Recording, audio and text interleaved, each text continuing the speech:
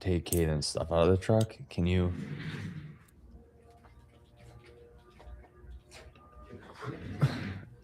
And we're live. Hello. That's a great start. Did that scare you a little bit? It was good. We're live with Paulina, the infamous, the famous Paulina Braden. What's happening, dude?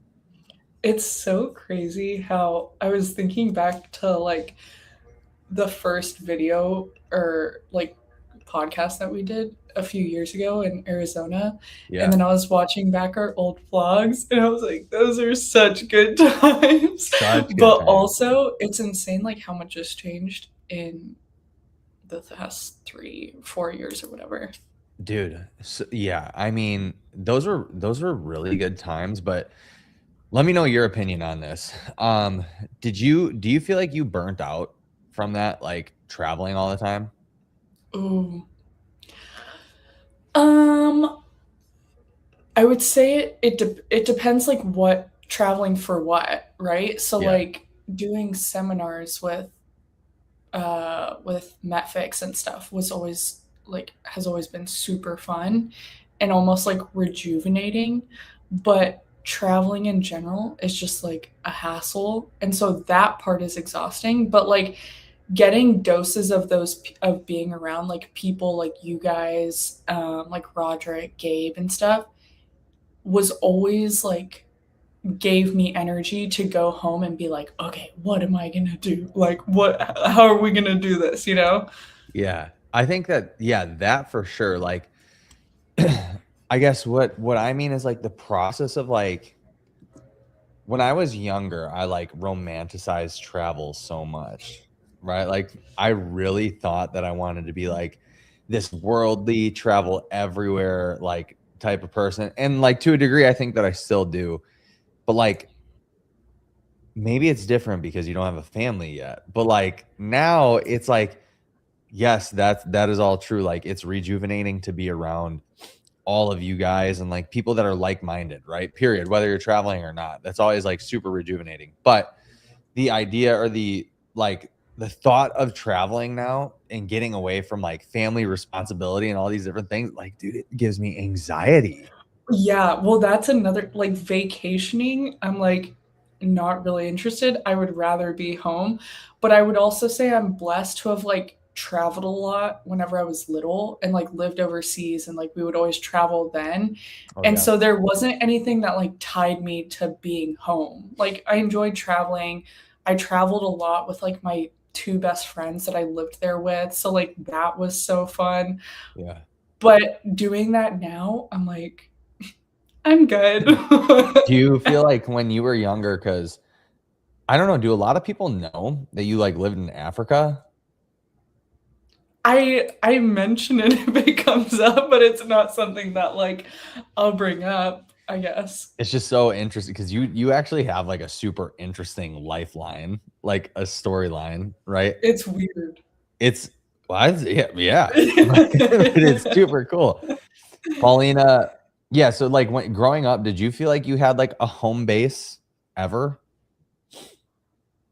Mm, I think I did up until we moved from Texas. Mm, But what was weird is like my mom grew up in Ukraine and left uh really? left home like as a teenager with her mom and her brother to go to university in London for like better life, better opportunity and stuff.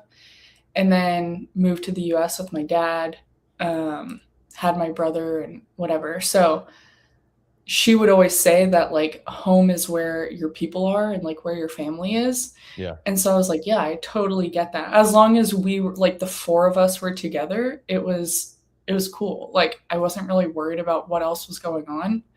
Um, and whenever I moved to Angola, that was kind of like I felt like that was home just because the friends that I had made there were like have had such a big impact on my life that I was like, this is actually home and this is what it feels like to like have that love and like those people around you and stuff. And so it was harder to leave that. Like it felt more not like home to go back to Texas than Mm. it did living on a different continent, which is kind of bizarre. But So when did you move to Africa? I was 13. Okay. Oh, no, sorry, not 13. It was 2013, so I was 11. Oh shoot.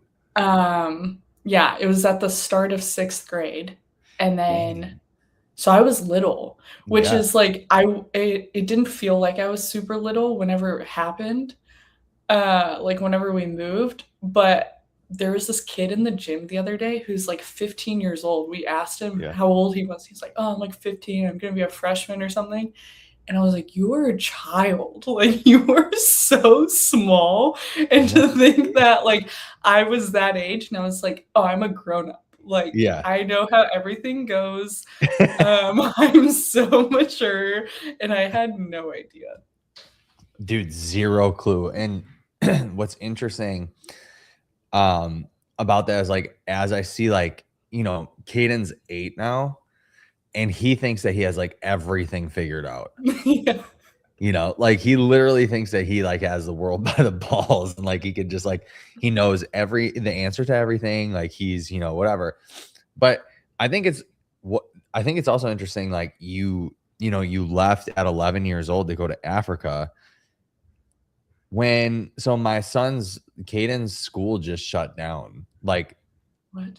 yeah, they like cut the funding, which is really interesting because it's literally the best school in the district for his age Wow. group. So it's like it was weird. It was like a weird situation.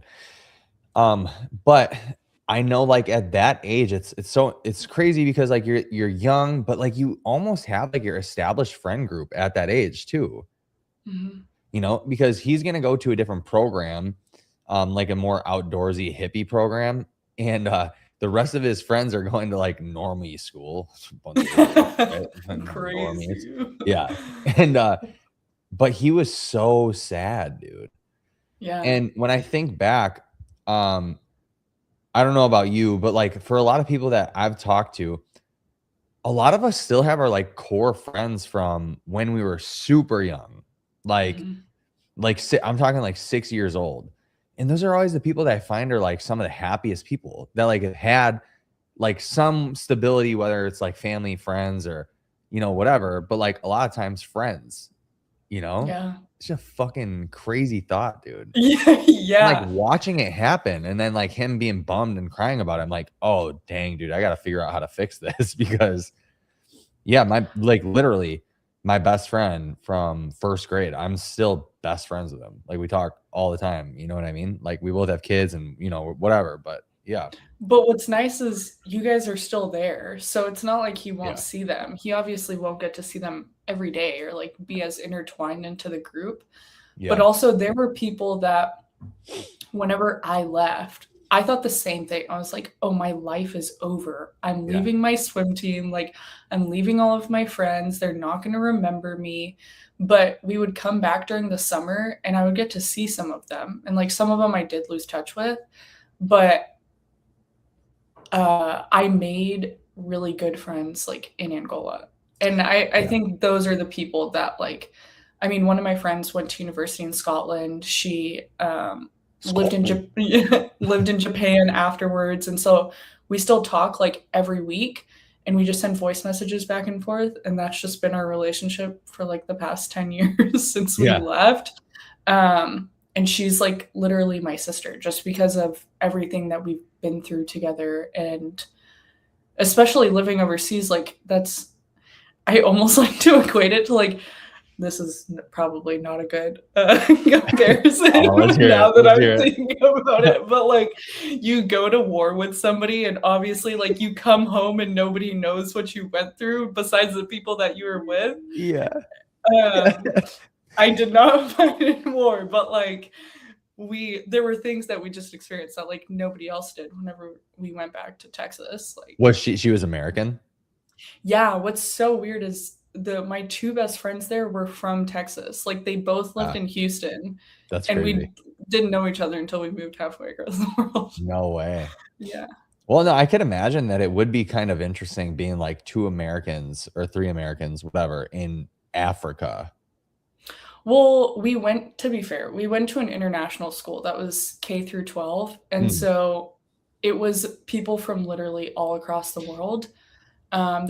Were some people who were in Golan, like nationals that went to school with us, but a majority of it were people who weren't from there. yeah. So it was just kind of a bunch of like nomads, Okay. Yeah. just See, that's dope. expats, yeah, living there. Dude, the more like as I get older, I'm just like, man, I want to be a nomad and live off grid. I would say middle finger to everybody, ring finger to Yeah. everybody. It's just like, dude, the world's getting crazy. Like so crazy. You know, okay, last night was the White House UFC card. Did you watch it? I watched up until Sean O'Malley, like his Same. first. Dude, that shit was too late for me. I had to go to bed. Me too. At least try to go to bed. But yeah, and then this morning Tristan and I watched what's his name? Ilian Taporia and Mhm. Justin Gaethje. Dude, that was a dog fight. Did you I saw watch the the rest of the pictures. fight? No, I saw the pictures of Ilya's face afterwards, and it looked Dog brutal. fight. I mean, he got bullied. He got beat up. Like that. Poor Yeah, poor guy, right? Yeah. So funny. But what do you think about that? I have so many like I am mind blown Why? that they had the UFC at the White House. That upsets me, low key. Okay, let's hear it. Let's hear it. I feel like America is the only country on earth that like makes a mockery of itself. And like having a UFC, like, which is freaking insane because like it's just nuts because we're the country that we want people to take us so seriously, but we're doing shit like having the UFC at the White House for Trump's birthday. You know what I mean? Like I'm just like the more I voted for Trump and I'm like really pissed off that I did that. Like the more I don't mean to get super political on this. I was just gonna say who was the better option then? Not a better option, but I have never voted up until this election because I think because I've always thought it was bullshit and a clown show. Like I've always just been like, I don't even think that our votes count. Like to be totally transparent, I literally don't think our votes count. Now this is a conspiracy theory, Mike. Yeah. So if I'm just being like real about it, like I literally don't even believe that our votes count. I was just kind of like at a crossroads when it was happening. I was like, okay, well maybe this time is different or whatever. And then I went and voted, and now we're 2 years in almost, and I'm like, what an idiot! What an idiot! Like I'm just like. I feel so stupid about it, you know? Play. Yeah. And so, but anyway, so I'm like, I don't know. I can't believe that they did that at the White House. And the whole reason is just because like I literally feel like it was a circus. Like it was super cool, but it's also like this is the place where the man with the most power in the world like is supposed to be doing man with the most power in the world shit. And then we're having like a bunch of like it's like the Coliseum. Like we're having people try to kill each other in front of I did like the background though. It was cool. You can see the White House lit up in the background. Yeah. I mean, it was done super well. It was really cool. It was a cool event, but you know, whatever. I digress. Whatever, dude. So I want to know what are some things, because you're talking about this, or we were talking about this. What are some things that you've like changed your mind on? Oh yeah, we were talking about traveling. Yeah. Okay. So I think that this was kind of something that almost all of us had gone through like around the same time. Yeah. Was like everyone's faith. Fake? F-A-K-E? Faith. Oh, faith, yeah. F-A-I-T-H. Like I know you were always somebody that I knew like had a relationship with the Lord and was like somebody that I would talk to about that with, you know, like whenever we were together. But it just seems like so much more prominent now, and I think that's always been at like the front of my mind in some capacity. Yeah. But I would say I'd started reading the Bible like chronologically like a year ago or so, because I was like, I just feel like I need to understand this better. Like, I don't, it's hard to have somebody else teach it to me. Like, I need to go figure it out for myself, kind of. Dude, it's gangster. Yeah. Yeah. So like that was a whole thing in itself. And then I ended up like finding a church here that I really like and stuff. Yeah. What book are you in And now? I just finished Chronicles, so I'm still in the Old Testament. Yeah. But I would say like I don't even know how to articulate like the impact that it's had on me, and I don't know if I like ever will be able to. But it has like changed the way that I've like the way that I see everything, Yeah. and the way that I approach everything. And I think just the way that like I live my life in general. Yeah. And there was this podcast that I was listening to like a month ago or so with Malcolm Gate. I think that's how you say his last name. Do you know Malcolm him? Gate. No. Guite. Guite. Yeah.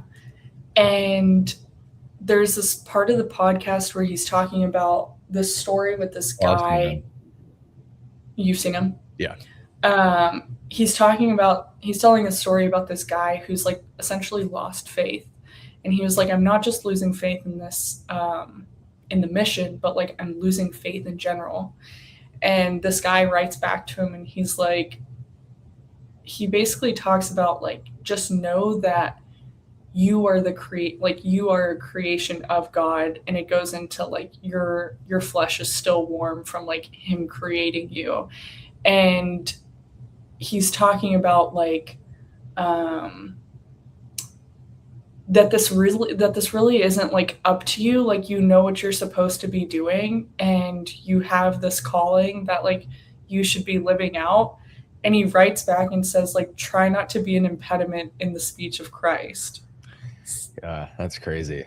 And I like just hearing that, I was like, that's it, you know, like that is it. And he talks about like that had literally lifted the weight off of him because it wasn't his responsibility anymore. Yeah. And I think that's been the biggest thing is like, I've always been somebody who feels like I just need to have it figured out. And like, I need to know the next step. I need clarity. And then to have just like that weight lifted off. Crazy. It feels good. Yeah. Yeah, dude. So we have a Bible study at the gym every Thursday. There's like a group of, it's gotten up to like 14 dudes. But yeah, that's something that we have talked about before too, is like walking by faith. Because like what's super interesting is that hustle culture is really cool and all these things. Like everybody wants to have it figured out. Everybody like thinks that they need to be like in a certain timeline, right? This is something that I talked to some friends about the other day too, where you graduate high school, and like I've talked about this ad nauseum on this podcast actually, right? But like you graduate high school, then you go to school, or then you go to college, then after college you go get married, you get the job, you blah blah blah blah blah blah blah blah, right? So like there's been like this unnecessary pressure that's just like of the world. It's not of God, it's of the world that has been put on us, and that weighs people down substantially, right? Because like I've talked to Heather about this too. I've said, at the end of your life, like, how would it feel if God asked you, like, did you do everything that you were set to do? You know, and then you were like, well, shit, dude, I just worked and did what everybody else told me to do. You know what I mean?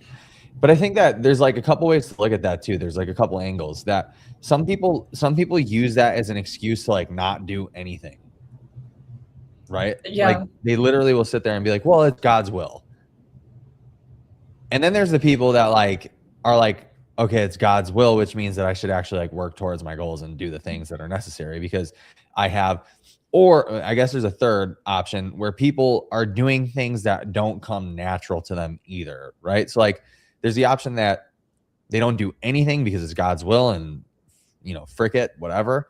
Then number two is like the people who like actually internally know what they're supposed to do and either they do or don't take action on it. And then there's the third people that just like literally don't take the leap whatsoever, right? And it's like, if I were to romanticize the word of God and be like, this is what we're supposed to do. It's that I believe personally that everybody has a gift. God gave it to you. It's divine intervention since you were young.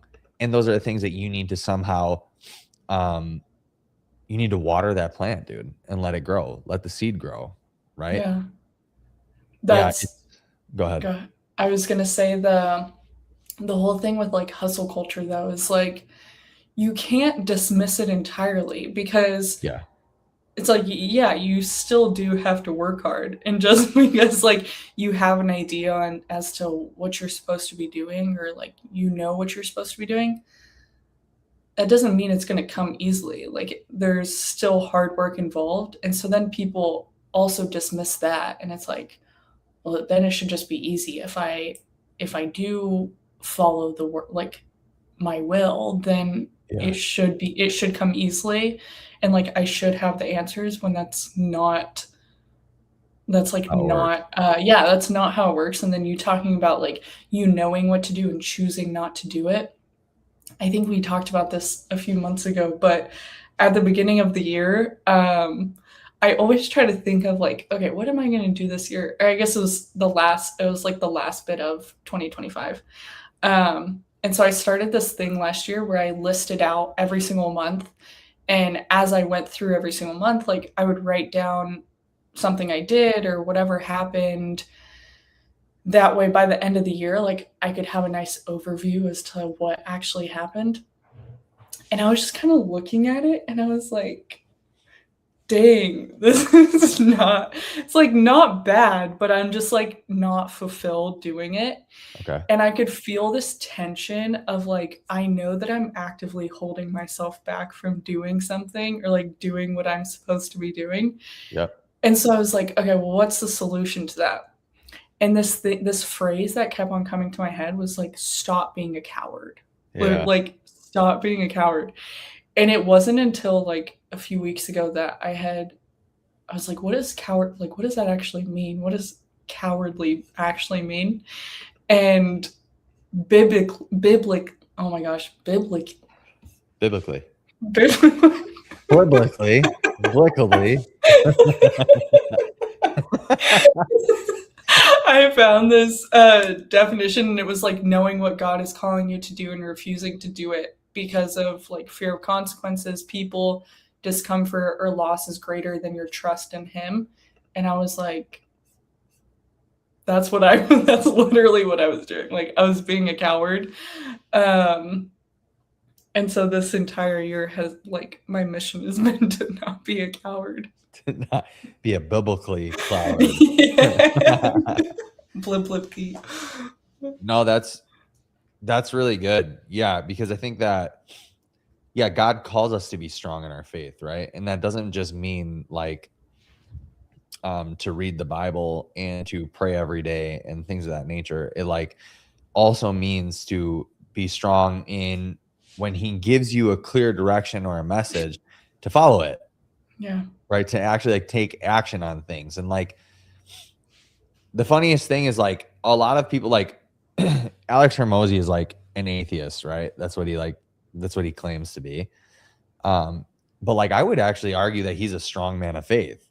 Did you watch his podcast with George Shenko? I didn't. I really want to. I saw a clip where he said if the creator of the universe came down, he would bend to him. He would like kneel to him. I watched that. I saw that part. But I haven't seen anything else. But like all that I'm trying to paint the picture of with like that is that a lot of times these like guys who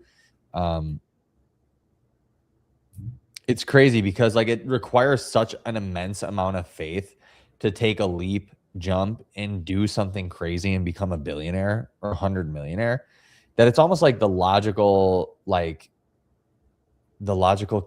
decision to like also believe that there's a creator.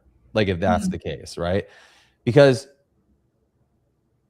why would you have something rooted in faith that like any one of your goals is going to work out just because? Like there must be a cause to that, right? It can't just like be random that would. No, I don't think it's random, but it's like having faith in yourself that you have control over what happens. Yeah, but there's so many external things that could go wrong. You get what I'm saying? So Yeah. like I have faith that I can do basically anything that I actually set my mind to, right? And like I stick to long term, Hmm. but my brain is such that like I get distracted along the way, you know, and so it Side just quest. huh? Side quest. Yeah, exactly. But that doesn't give me any doubt that like I can't accomplish anything that I like truly want because I've proven to myself that time and time and time again that I can do that. But like the tough part is it's like I feel like that's evidence though, right? That there's something else that's working within my favor Yeah. because anything could get in the way. Like literally a semi truck could flip over on the freeway and prevent me from like doing the things that I need to do. Right? So I have to have some sort of faith that things are going to work out, but then you have to dig into why do you have faith that things will work out? Hmm. And so many people like will not go down that route because they don't want to get to the point where it's like I might have to admit that God is real. Yeah. I get it. Yeah. Yeah. Where have you seen that show up? I feel like now that I Like, like did have you yeah, one second, did you always know, or like did you always have that faith? Or in God. yeah, but also just like in the way things work out. Yeah, well, Um, dude, I was world's biggest atheist for like years. Like probably 10 like a decade. I was an atheist. Like Christopher Hitchens was like one of the people that I would you know who that is? yeah. I would watch so many of his lectures or his talks or whatever. And Sam Harris, like all of these guys, right? But like what I did start to believe in at a young age was the law of attraction and all the woo-woo stuff, right? And then I would always say like the universe conspires in my favor. But it's like the universe doesn't give a shit about you because it doesn't have like genuinely like the yoga people and stuff like that. Like that, my question would literally be like, why would the universe care? It doesn't have a personality. You get what I'm saying? And Yeah. so like as I kind of followed the logical, you know, line of thinking where it's like, okay, if I believe the universe conspires in my favor, how could it do that? Because it doesn't have a conscience, right? Yeah. And it doesn't have a personality, it doesn't love. And then as you go down the road of like, I went through atheism, transcendental meditation, I did yoga, you know, that type of thing. I was into the Eastern philosophies. Like I've had so many transitions in my faith that always kind of just led to the one creator thing. It was actually a yoga session that brought me to Christ, that brought me I to was gonna God. ask, was there somebody who like came into your life and showed you that? There was that. But first it was a yoga session. I had a really weird um yoga like practice. And and then that was like, I don't know, like things just like opened up. And I was like, whoa, you know, and then Okay. I was doing a walking meditation at night one time too, and was looking to the universe and the stars as part of the walking meditation. And it just like hit me like that. Boom. And there was a guy, his name is Steve. He's my spiritual mentor. I actually have a podcast with him on this channel. Um, that he started sitting down with me like 5 or 6 years ago and just created a relationship with me and started like, you know, was asking me questions and then we would talk and we would like go back and forth and I wouldn't always agree with him and da da da da. And then eventually he got me. Sold. Sold, yeah. But all that to say is like I went from the idea that the universe conspires in my favor to like this is actually God. He's actually doing it because the universe can't care about you, but a Mhm. creator could care about you. Another thing that has some sort of human characteristics that humbles himself down to human characteristics, cares about you, and then would conspire in your favor. And I've seen that time and time again in my life. I have one that I'm going to share here, and then I'll shut up. I'll stop yapping. Okay. No, no, this is This good. is the one where I always defer to. This is when I first got into like the law of attraction stuff. Okay. And now I'm like, no, that was God. That wasn't just the hippie universe. You know what I mean? Um, dude, this is crazy. And this has happened to me so many times in my life. I was a broke college student. I don't have parents that can help me out with money or anything like that, right? I've been paying rent since I was 18, whatever it was. And one month I was literally like, I don't know how I'm going to pay my rent. Like, I don't think that this is going to work out. I don't, blah, blah, blah. I'm living on What the were east you side. doing at the time I was for work? I was ripping valet, and I was making a ton of money, but I spent all of it at the bar. Sweet. Yeah, Amazing. every single penny. I was getting freaking wasted, bro. But then I was like, yeah, I don't know how this is gonna work out. Like, I don't know how I'm gonna pay my rent. And then I was like, I would tell myself like, money comes fast, money comes easy, blah blah blah. Because I had just watched this movie, The Secret. Have you ever seen it? Read the book. Yeah. There you go. Yeah. And then so whatever, I'm going like blah blah blah. Dude, I'm taking a shit in my apartment, right? And I'm thinking about this. And my girlfriend at the time, she comes like down the hall and she goes, Justin. I'm like, what? She's like, I think your car just got hit. I was like, why would you say that? Because like I heard a bunch of like, like rumbling. I thought it was the Yeah. garbage trucks, because garbage trucks in the city especially are super loud, right? Mhm. And she's like, I think your car got hit. Why would you say that?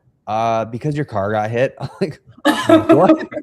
So you don't think you know. Yeah, exactly. I'm like, what are you doing? So I wipe my ass, I get up and I go outside, and my freaking car's totaled, absolutely wrecked.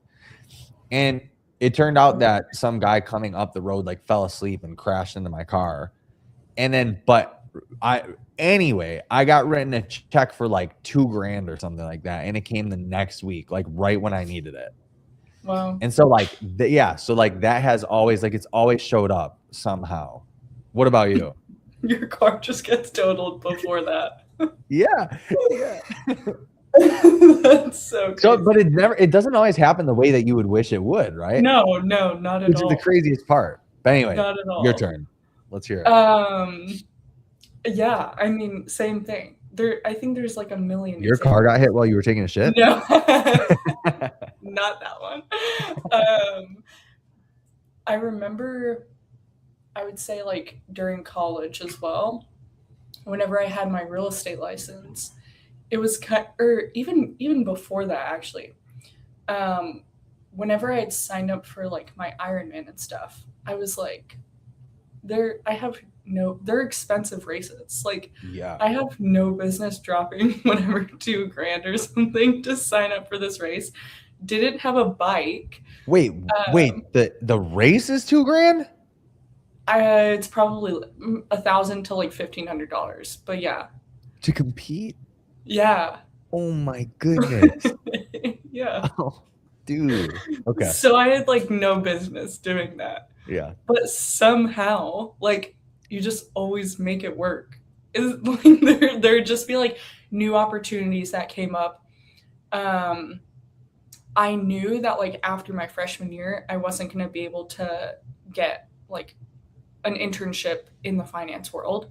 And so I was like, okay, what can I do instead of that? I started working with one of my friends who's a realtor in the area. And I was just going to like shadow her and stuff. And I ended up meeting people like within the brokerage, and they're like, you should just get your license so that you can start doing stuff as well. And I was like, okay, that's cool. Like, yeah, I'll do that. So I ended up getting my license, and you just never know when you're going to get somebody to buy something or sell something or lease something. And then even whenever somebody would lease something, you're not getting paid until they like after the month after they move in, essentially. Oh, wow. And so a lot of the leasing there, since it's a college town, would be like pre-leasing. And so we would start leasing in like October, November, whatever, but these kids wouldn't be moving in until August of the following year. Yeah. So like you're not getting paid for like 8 months, pretty much. Yeah. And so there was just like always a way, no matter what. Always. It's so bizarre because, like you said, you never think it's going to happen the way that it does, or you're like, okay, this is literally impossible, and then somehow it just works out. And we were kind of talking about this before we went live, but you were talking about how you have like no credentials to do anything like, on paper, when in reality, like nobody does. You look around and you realize that like nobody has a plan for all this. As a parent or whatever job that you're doing, like we have no business doing any of it, and it's crazy, dude. Yeah, and the more that I've been like, because we opened up this clinic and like I've always been into the holistic health space, you know. I've been working with alternative docs probably for a decade now. Like I don't even have health insurance, dude. Like I have emergency health insurance. That's basically it. Like, you know, well, like if I were to break an arm, that's all I have. And so, but it's because I literally think that everything is bullshit. Like, you know, like I think Western medicine does a great job at emergency stuff, right? But my point is that I feel like, yeah, I agree with you 100% that no one's really credentialed to do anything besides what they've been taught to like do. Right. But that doesn't mean like mechanistically that like they understand how to take care of like a problem that's happening to this individual person, regardless of the field. Right. And the fact that we live in a time where there's so much information that it doesn't matter if you're credentialed or not is also mind blowing. Right. Like, man, dude, I'm trying to think of a really good example because I talked to somebody about this too a couple of days ago. But whatever, we're in the holistic health space and as I'm like talking to patients and like helping Heather with reviewing blood work and like looking at people's, you know, just their blood work stuff. And then I'm like, we had somebody who just came to us from another doctor or a nurse practitioner or whatever. This guy, he's getting testosterone from this person. I actually don't even know who the practitioner is. Like, that's like how like low key he's keeping it, you know. His testosterone is now over 1200, which is like, that's cool, you know, great, you know, but the problem is he can't sleep. Oh. And so he's like got all these other issues. She's fucking supposed to be qualified. He can't sleep. She's not redoing his blood work. She's not lowering his dose. She's just basically like, deal with it. Like, this is what TRT is like. I'm like, dude, this is insane. This is like the type of people. So anyway, and then time and time again too, it's like proven to me throughout life. Like, I really value people who have a lot of experience in life over people who like read a book, because I've seen it over and over again where Logan, go read a book. That read a book, a single book. And then you're qualified. Yeah. Well, okay. So one of our business mentors, this is where I'll kind of leave that point out with what I think about this, right? Here, have you heard of the conspiracy theory that virology is not even a real science? Have you dug into this at all? No. Dude, and I'm telling you that this shit will blow your mind.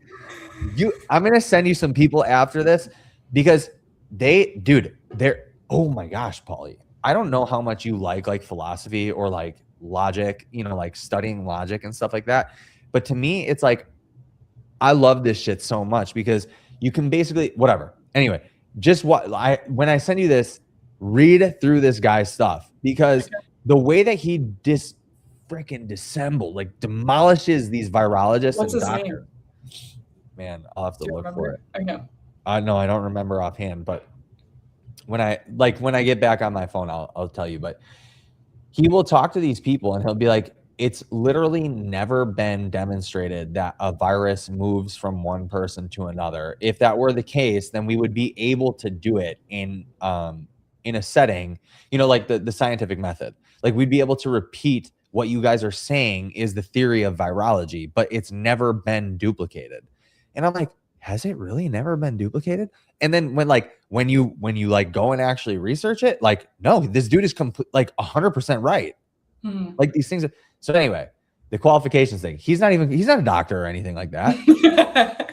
You know what I mean? And so like he posted something that said, the reason why this type of stuff is so hard to squabble with in terms of like for a professional in whatever field is because these people, and it's not just doctors, it could be engineers, or it could be people that are in energy science, stuff like that. But like these people have literally spent their entire life studying a certain thing and spending hundreds of thousands of dollars. And if what they have their faith in is not true, their entire life has been a lie. Yeah. And I think that for so many people too, right? That they like go about their life like deferring to like authority, right? You know, doing the authority fallacy where it's like, oh, because this person has a degree or whatever, they must know everything. And these people always defer to that because it's like, yeah, if they are wrong, then they've hurt people, or they, you know, their life has been a lie and they've wasted money, or all these different things. And people don't have enough sense to like drop their ego and be like, wow, maybe I was wrong and I can change direction. What do you think about that? Yeah, I mean, I agree. This is like what is wrong with science, basically. Yeah. It's almost like it's broken. It's almost. Wait a minute. I think it's broken. Yeah, it's so.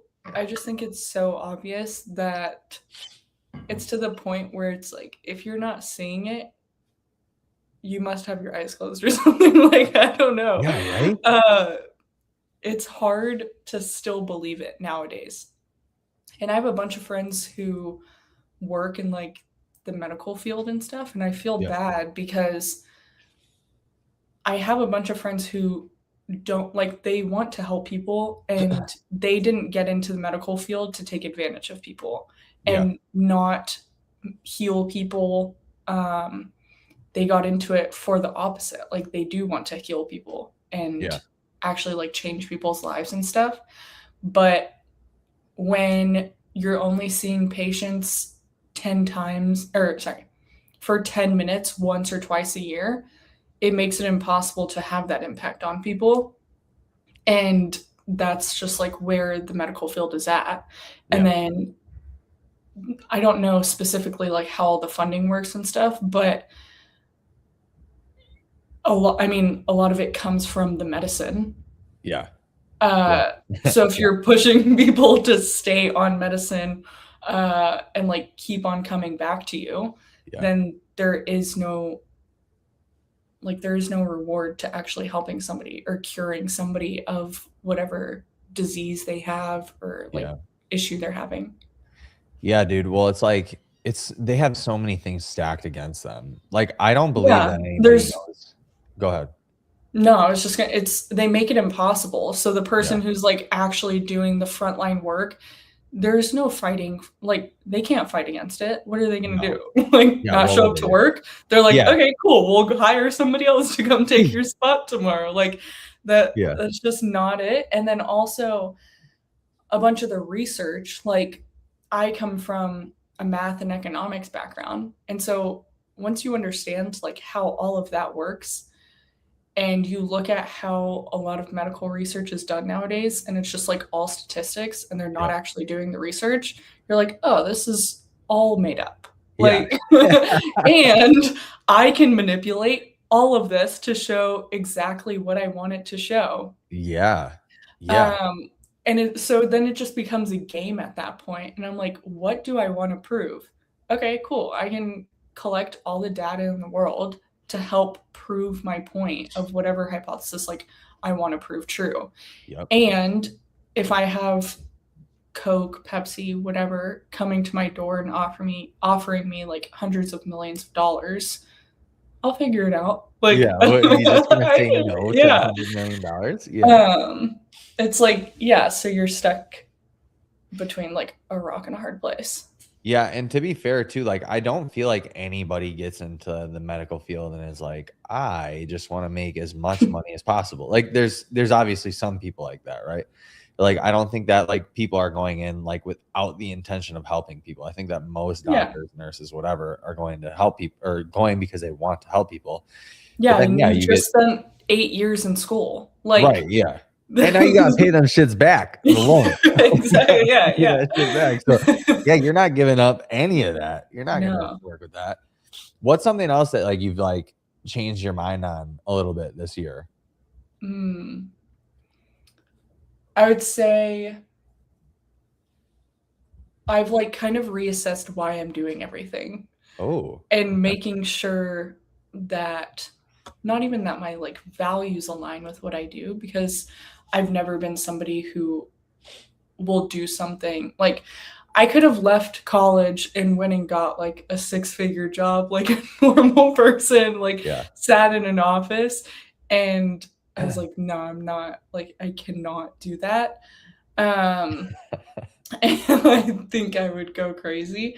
And just the thought of having to do that for the next like 60 years of my life sounds miserable. Yeah. But really understanding why I'm doing something, like training has obviously been a super big part of my life from whenever I was like literally a child. Mhm. And swimming, we would train twice a day, 4 hours total, like 24 hours a week. Yeah. And so it's just always been like a very big part of my routine. And then whenever I started doing my Ironman and stuff, that obviously doing my second one and actually training for it involves a bunch of time like Mhm. dedicated to it. And so I think back to like why was I doing that? Like why did I even do my first Ironman in the first place? And it was just to I needed something to tell me that like I could do it, you know, Mm. and like prove to myself that I actually could do it, even though I knew I could, like there wasn't going to be anything to stop me from doing it, Yeah. but I wanted to feel like that level of pain and understand that like you are capable of doing more more than you think you are like capable of, you know? Yeah. Um do I think that's something you need to do every single day of your life? No. Do What? um was that a reason why I was doing it like every single day of my life? Yeah, like for a Yeah. long time, you know? Um but whenever I found CrossFit, like it didn't feel like that. Like I wasn't doing it for that reason. It was Mm. something that I just genuinely enjoyed, and like I love learning about just like the mechanics of everything, learning how to do stuff, just getting better in general. Um but there was still a part of me, like the competitive side is I want to be great at this. Like I want to be so good. But and so then it's like, okay, well, why do you want to be good at it? Yeah. And it's purely for the fact of like becoming undeniable. What does that mean though? Like to who? Well, exactly. Yeah. So there's like so then once I started breaking it down like that of like who are you trying to prove that to? And even if somebody were to come up to me and be like, "Hey, you are the greatest person to have ever done this." Like it still wouldn't give me the validation or the satisfaction that Right. like I was seeking for. Yeah, like would it even matter? No. You know what I mean? Like Yeah.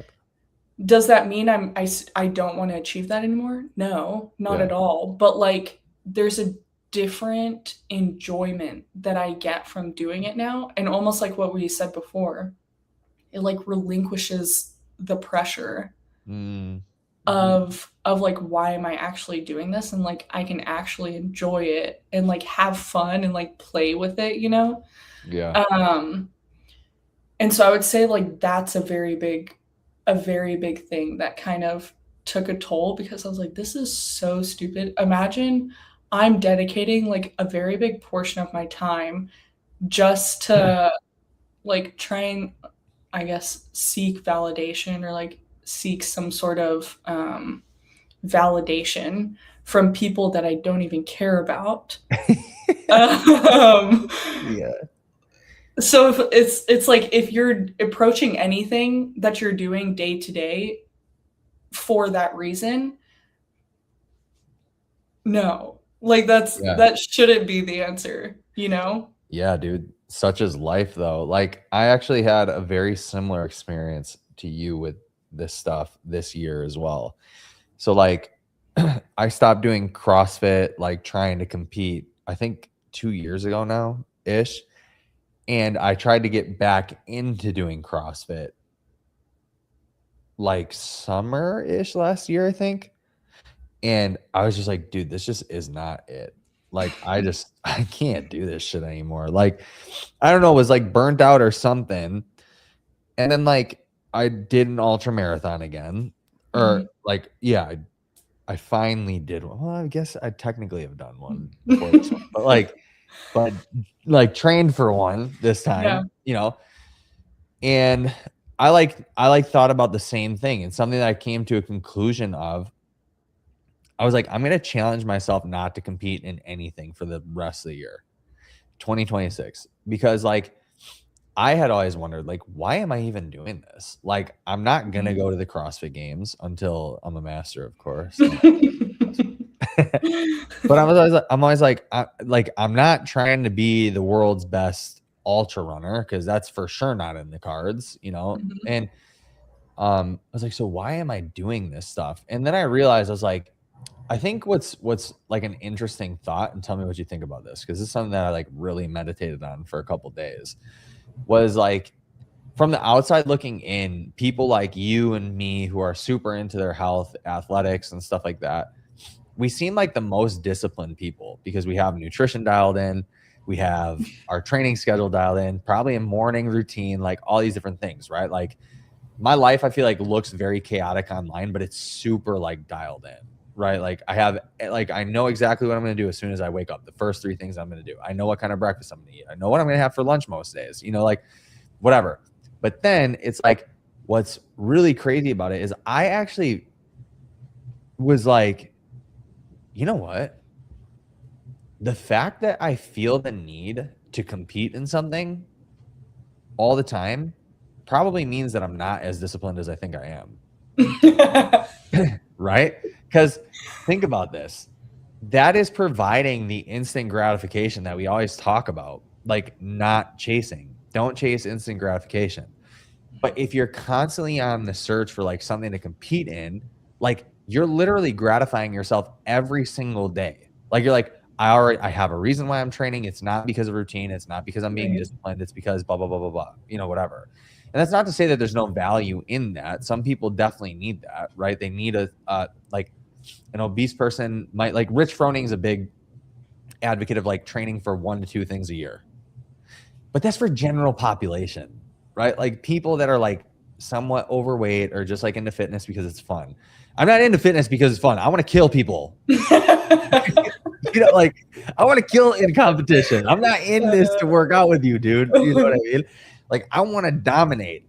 And so like whatever, but I realized like, yeah, the actual discipline would be being able to like chill, to like rest when you need to rest instead of doing more because you feel like you just have to do more, you're going to fall behind. The actual discipline is like in not competing because you're competing just to validate yourself. And then like where does the validation come from? Like who are you trying to get to validate you? Because no one gives a shit. Yeah. Like literally no one cares. Even if you're a CrossFit Games athlete or like just, because the people that watch this are probably going to be into CrossFit. The CrossFit Games athlete, like let's look at the life of a CrossFit Games athlete. I was literally thinking about this morning, right? People are only going to give a shit for so long and then they do not care. You know what I mean? Like, I don't know. Like, yeah, it's just, yeah. So who are you looking for and then I would argue you need to get it from Jesus Christ, your Lord and Savior.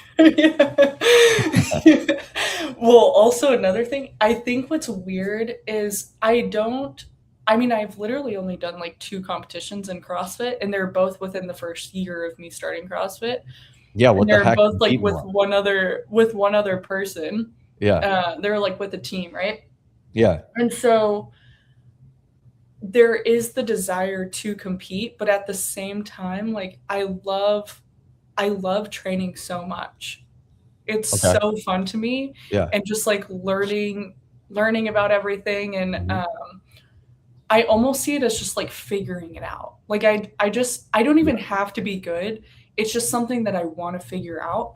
And through work, like with Metfix and stuff, it's given me like a different perspective on uh just like the bioenergetics of it all and like the physiology part of it, because I'm like, there has to be something that I'm missing. Like, I just want to understand this better. Yeah. And it has, and it's changed the way that I approach my training, and it's changed the way that I train. Because like we said before, like I'm somebody who just, I want to work hard. Like I want to feel that I have worked so hard. Yeah. And at the end of the day, that is not the answer. Like going into the gym and killing yourself every day is not the answer as to like how you become great at something.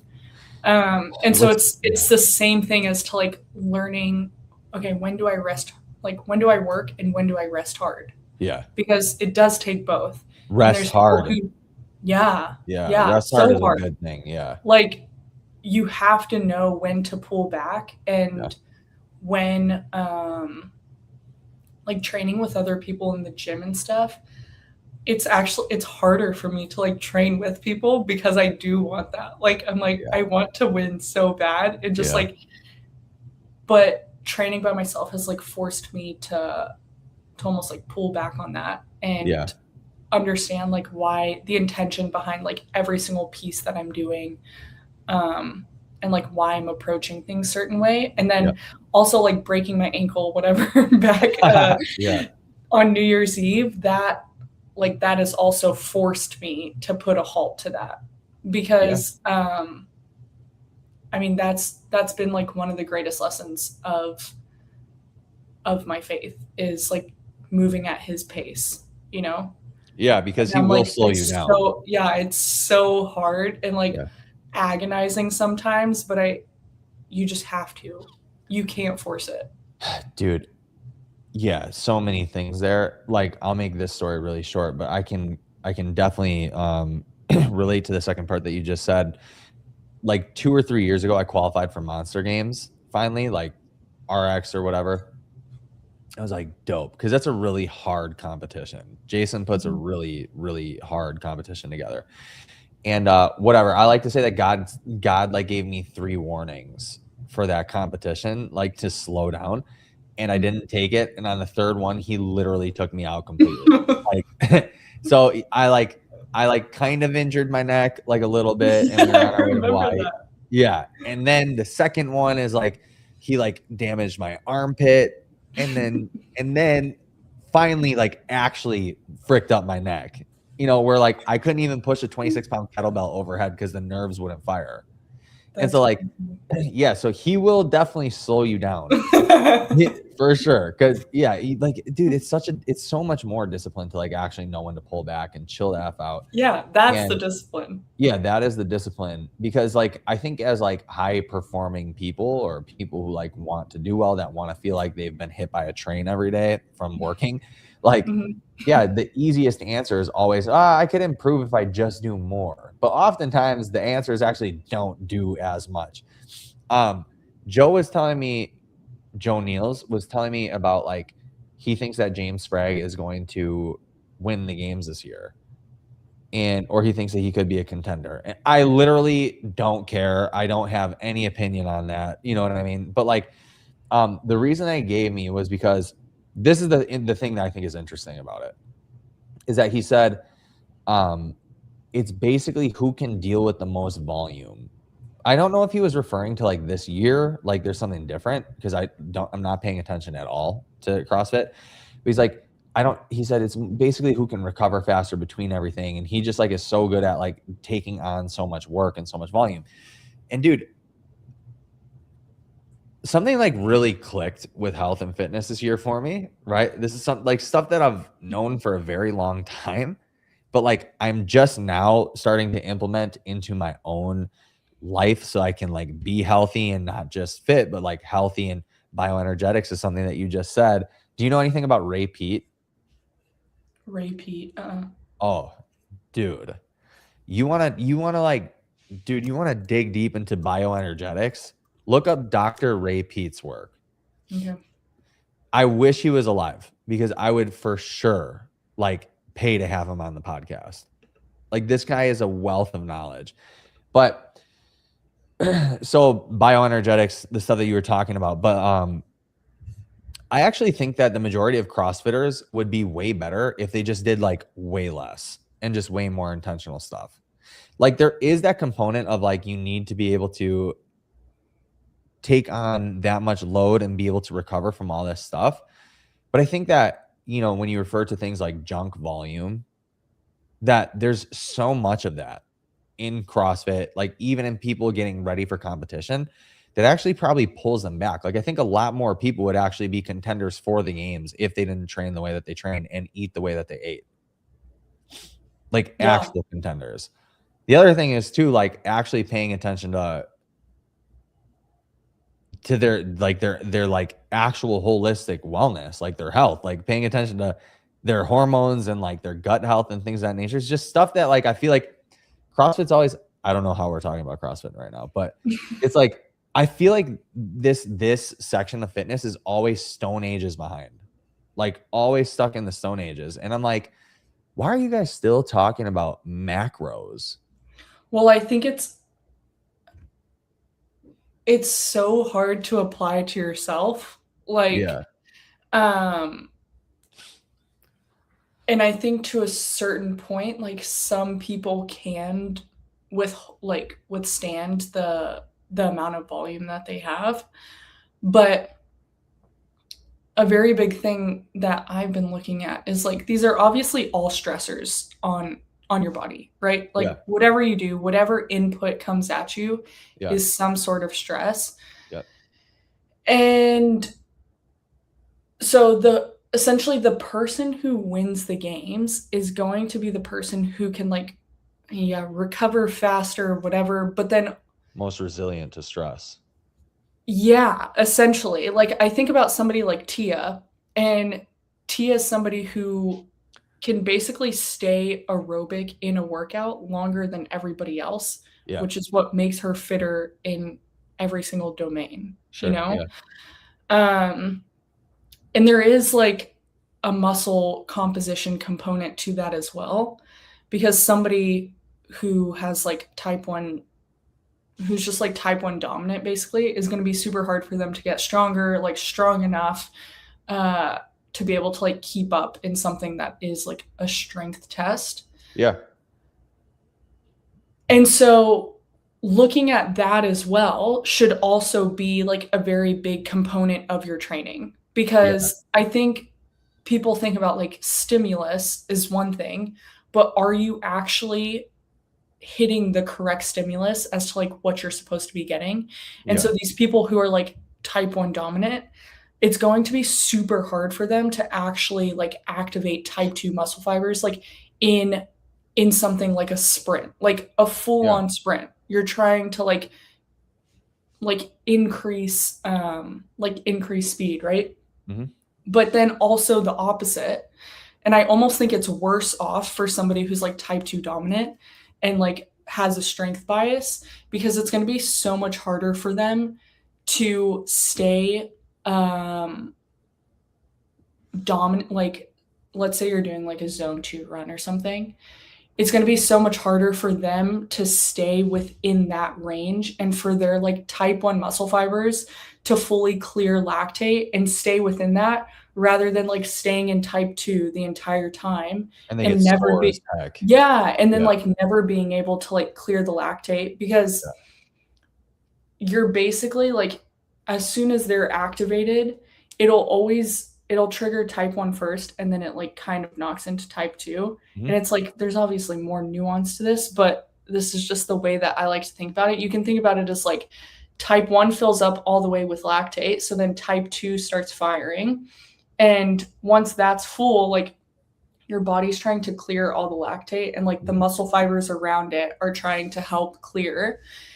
And so if you're never able to stay, if you're never like fully being able to train that specific component, then like you're always going to struggle with it. And I think that's why like strict handstand push-ups are always going to be like such a big limiter for people, because it's so hard to train gymnastics in that way. Yeah. Like you're essentially, it's all of your body weight in one component. And so you can't just like, that would be like picking up a barbell and loading it with 180 pounds and having to snatch that every single time. Like, it's going to be really hard to get good at snatches, but you can train with a PVC pipe. You can like do an unloaded barbell. You can like actually add weight to that. With gymnastics, you're literally going from 0 to like 100% of your body weight. Yeah. Yeah. There's no like warm up basically. No. And there can't be. Yeah. Yeah. It's like kind of impossible. Yeah. Yeah. That's a long-winded answer. But like, I think the coaches who are the best at what they do find a way to be able to like, number one, program that, but then the athlete also has to be willing to do those things correctly and not make their only goal like just pain, you know? Yeah, dude, and that's so hard. I mean, just in life too. Like if you want to be successful at anything, like always the first thought, the first answer for many people is just like how long can I let it suck? You know, before it gets good. And like that's even something that like I've told Tristan about, like doing our workouts together, you know, is like I'm like literally the game is for most like non-pro CrossFitters is like how long are you willing to let it suck? You know, and that's what's going to get you like better at the lower level competing, you know. But that's the case with like literally anything, you know, business or like YouTube or Instagram. Like how long are you willing to eat shit until you don't have to eat shit anymore? You know what I mean? And then one day it just like clicks. I feel like yeah it sucks and it's hard. I saw this thing hard. I saw this thing. Oh geez, I saw this thing the other You're gonna get us canceled.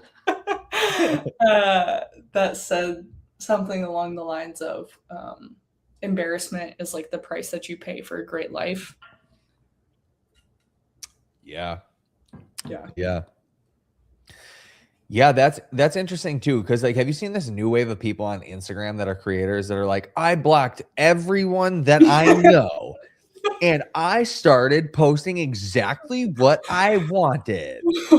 It's like I think I'm one of those people. Have you done that? Did you do that? No, I didn't do that, but that was like a very big thought in my head as to like why I wouldn't post for a long time. Yeah, dude. I actually thought that I was like, this is also something that I like changed my mind about this year, is that I thought that I was like completely void of like the opinions of people, like at least the care of people's opinions. And now I'm like, no, dude, frick. Like I have not done a lot of things because of that. Yeah. Yeah. Like Heather and I didn't join forces with business because I was like too scared to like not do it on my own. You know, like yeah, I just like didn't want to I don't know, dude. There's like maybe this is something that I needed to prove to people too for the longest time, but I needed to be fully successful on my own. And I would say too, like to be honest, like I've reached a decent level of success on my own, you know, like but like the level that I want to get to, I always needed to do it by myself. Like I can't do it with anybody else, because what does that say about me then if I can't do it by myself?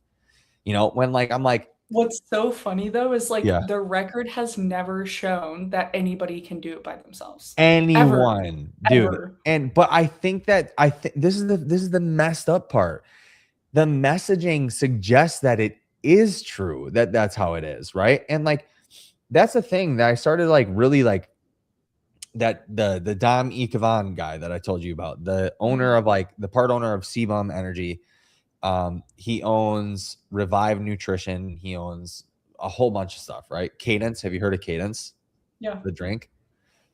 Yeah. By the way, they're like one of their soda ones is freaking trash, but anyway, I will take a sponsorship. Noted. Yeah. But don't, the cola. Do not drink the cola. It's disgusting. Okay. But he's the one that actually put it into perspective for me, because over Lent, I decided I'm going to get rid of all social media. I'm not allowed to doom scroll. The only thing, if I consume content at all, the only thing I'm going to consume is business forward content or like positive, you know, mindset stuff, whatever. And like Christian content. And so I'm watching him one day, and then he's like talking. I was going to say he's telling me. he's talking on the video. Yeah, he's just talking to me. He's just talking about like how no one has ever done it on their own. It's just there's always like there's always one person that decides to be the forward facing person to the camera. Yeah. And no, he's like, I have 3 business partners, you know, and I have had at least one since the beginning. And then when you look at like Andy Frisella, well, I just found out that he has business partners, you know, and so I'm like, what the heck, dude? Like, okay, maybe I wouldn't have, I don't know. Anyway, yeah, the record shows, like you said, no one has ever done it on their own. Yeah.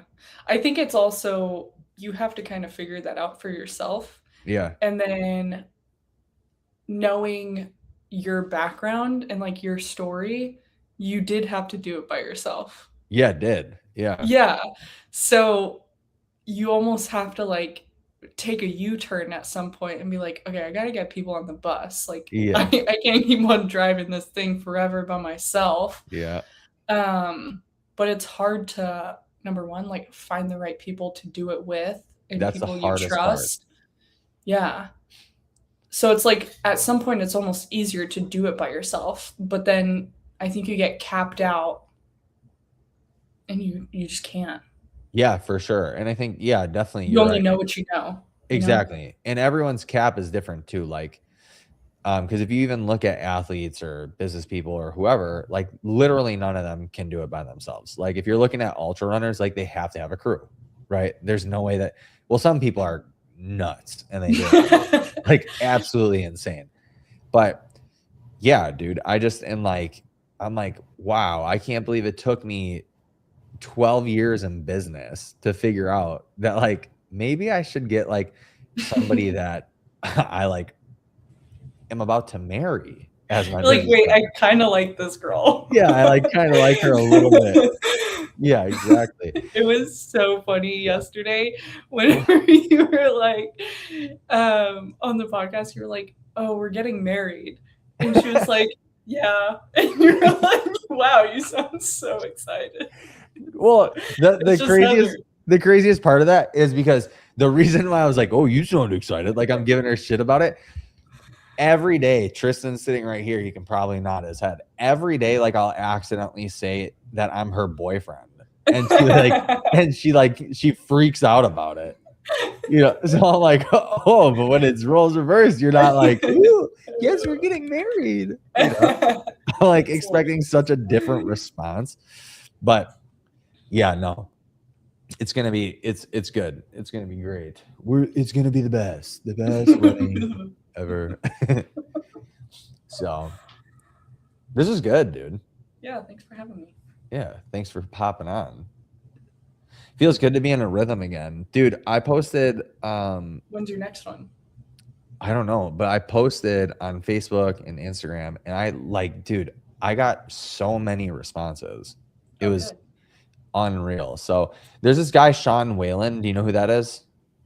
Mm-mm. He's like, look him up. He's cool. But Whalen. I would say he's like kind of like in the manosphere a little bit, right? Like he like speaks to young men, or you know. He has a mustache? I think so. Okay. He's from Utah. Kind of looks like he's from Utah. Okay. Got tattoos and stuff.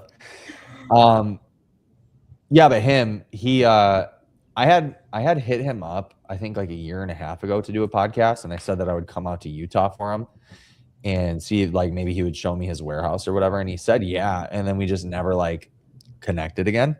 Mm-hmm. I just hit him up again. And today he responded to me. He's like, yeah, sure. Oh, hell yeah. Yeah. So I think I'm going to go out to Utah and record a pod with that guy. That's awesome. Yeah. So it'll be good. But what do you got? What are you working on that we can tell the millions of people watching? Nothing super personal. Just maybe something easy and light.